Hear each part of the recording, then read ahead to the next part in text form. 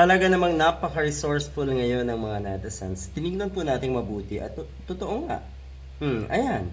Siya yun. Ilan ba yan? Halos dalawa ata. Oh, dalawa sa um, kasamahan netong 18 ko no na ex-marines nga na may binulgar tungkol sa bayaran at corruption nga ng ICC. Dalawa dyan ay madalas kasama ni Sara Duterte at sila nga daw yung tinatawag na Hawi Boys ni Sara Duterte. Ito yon. Ayan.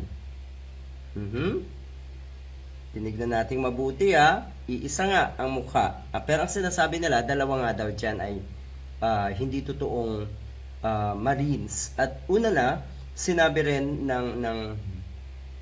na kuno nga, ang apat pa ay hindi talaga totoong Marines. So, ibig sabihin, 6 ang hindi totoong ex-Marines dito sa mga whistleblowers na sinasabi nga.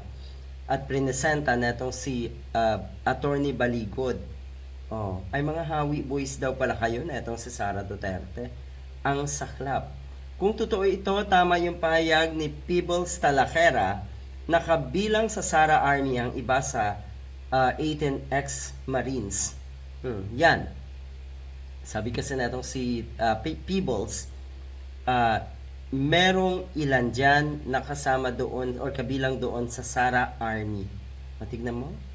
Sara Army. Yan. Hindi ba kayo natatakot sa posibleng gawin netong nabigo na kuhanin ang defense pagiging defense secretary? Hindi ba kayo nabigo o hindi ba kayo natatakot na magkagulo ang bansa natin at mapunta tayo sa wala?